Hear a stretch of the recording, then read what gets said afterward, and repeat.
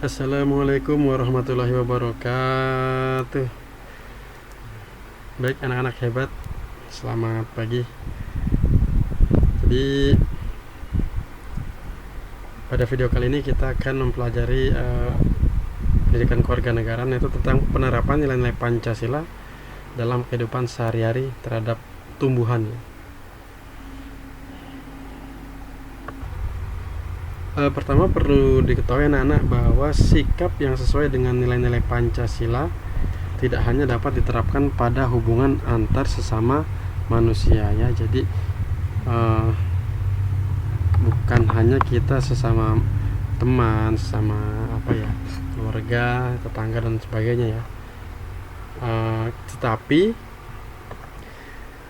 nilai-nilai yang kita terapkan itu antara manusia dengan lingkungan alam juga penting, karena manusia juga ciptaan Allah, kemudian juga tumbuhan, lingkungan alam itu juga ciptaan Allah. Jadi kita harus sama-sama menjaga, sama-sama melestarikan ciptaan Allah tersebut. Penerapan nilai Pancasila terhadap tumbuhan, sikap peduli terhadap lingkungan, menyayangi dan merawat tumbuhan yang ada di sekitar kita. Jadi bentuknya kita menyayangi dan merawat tumbuhan yang ada di sekitar kita ya, dengan cara kamu menyiramnya, memberi pupuk ya, tidak merusak tanaman tersebut ya, seperti itu. Kemudian contoh juga siapa di rumah yang mungkin kalian sudah mulai berkebun atau menanam tumbuhan yang bermanfaat bagi penghijauan di rumah kalian, atau juga bermanfaat bagi kalian ya. Mungkin menanam cabai sehingga cabainya bisa dimasak, menanam tumbuhan binahong, daunnya bisa untuk obat ya. Mungkin juga punya pohon kelapa, nanti buahnya bisa untuk kesehatan ya, dan sebagainya.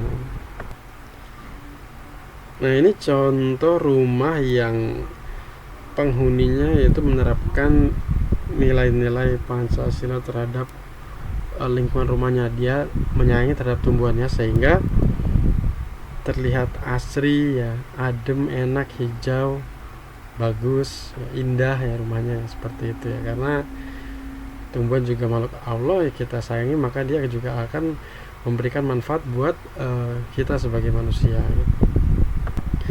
Selanjutnya di sini ada 4 contoh gambar ya. Yang pertama ini kita bisa lihat, ini seorang ibu mengajari anak-anaknya untuk menyayangi tumbuhan ya. Kemudian yang kedua, ini anak-anak sudah secara mandiri menerapkan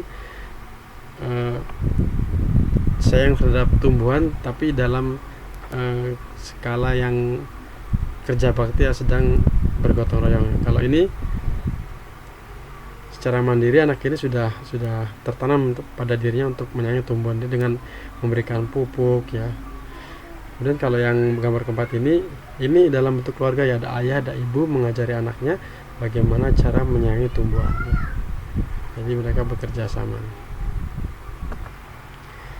Ini juga menjadi contoh dan gambaran nanti kalau kalian anak-anak ketika sudah besar, memiliki keluarga, memiliki anak, jadi tanamkan dan ajarkan kepada anak-anak kalian untuk menyayangi tumbuhan, karena sangat penting kita untuk melestarikan tumbuhan.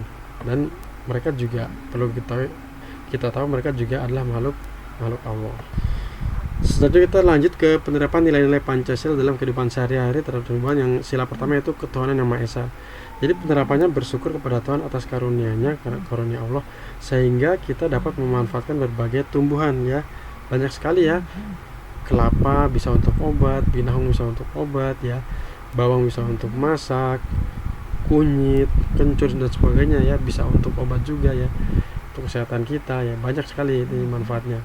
Itu semua merupakan pemberian Tuhan yang kita harus syukuri, makanya kita harus menjaga kelestarian tumbuhan tersebut. Kemudian untuk sila kedua yaitu kemanusiaan yang adil dan beradab, yaitu penerapannya kita merawat tumbuhan dengan baik ya. Jadi kita sebagai manusia kita harus adil ya, terhadap tumbuhan, terhadap manusia ya, terhadap lingkungan. Kita harus menjadi manusia yang adil dan beradab, memiliki sifat yang baik. Kita merawat tumbuhan, tidak merusaknya dan sebagainya gitu ya.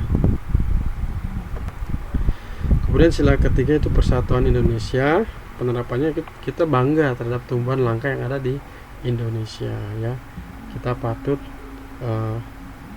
bersyukur, patut bangga karena Allah telah menciptakan Indonesia ini negara yang subur ya. Banyak tumbuhannya, hutannya subur, lebat, banyak ya. Sehingga bisa dikatakan Indonesia ini sebagai paru-paru dunia. Kemudian juga di Indonesia tuh ada 3 tumbuhan yang langka ya. Jadi sangat bisa membuat kita bangga. Jadi di negara lain tidak ada, di Indonesia ada, yaitu seperti Rafflesia arnoldi, yaitu puspa langka ya. Ini kalau kalian pergi ke kebun raya Bogor ini, kalau lagi masanya berkembang ada ya. Tuh. Kemudian yang kedua itu ada bunga melati ya, disebut sebagai puspa bangsa. Ini bunganya bagus, putih, indah ya, dan menarik ya untuk dipandang ya. Kemudian juga ada anggrek bulan sebagai bunganya berwarna merah, ini warna merah cantik ya, pink gitu ya, sangat bagus. Ini Indonesia merupakan negara yang subur, maka kita harus bersyukur ya, bisa hidup sebagai warga negara Indonesia, karena belum tentu tanaman ini ada di negara lain. Kemudian yang sila keempat, kerakyatan yang dipimpin oleh hikmat kebijaksanaan dalam permusyawaratan perwakilan, yaitu penerapannya dalam bentuk mendiskusikan cara menjaga kelestarian tumbuhan ya. Kalau di lingkungan kita ya, misalkan kalau di sekolah ya, Pak Guru membicarakan, mendiskusikan dengan anak-anak bagaimana sih supaya tumbuhan yang ada di sekitar kita tuh dapat lestari ya, bagaimana cara menjaganya, bagaimana cara merawatnya ya kan. Kemudian kalau di lingkungan kalian di rumah, yaitu lingkungan RT ya kan, Pak RT dengan warga-warganya, dengan Ibu PKK itu berdiskusi, bermusyawarah bagaimana agar lingkungan RT itu menjadi lingkungan yang sejuk, hijau gitu, banyak tanaman-tanaman bermanfaat seperti itu ya. Kemudian kalau sila kelima, keadilan sosial bagi seluruh rakyat Indonesia. Penerapannya itu dengan dalam bentuk bergotong royong membersihkan lingkungan bersama-sama, menjaga kelestarian tumbuhan. Jadi mungkin kalau di lingkungan RT itu atau sekolah ya, di jadwal berapa minggu sekali atau sebulan, dalam waktu 1 bulan itu diadakan berapa kali untuk bergotong royong membersihkan lingkungan dan menjaga kelestarian tumbuhan ya, agar menjadi lingkungan yang baik, sejuk, asri ya, dan bagus untuk dipandang mata ya.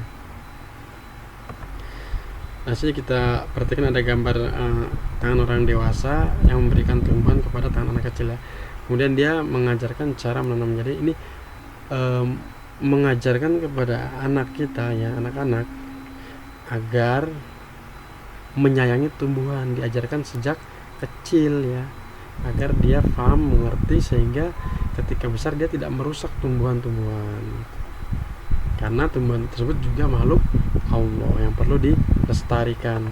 Sehingga dari pengajaran orang tua ini kita saksikan tangan anak-anak kecil, anak-anak SD ya, sehingga tertanam dalam dirinya,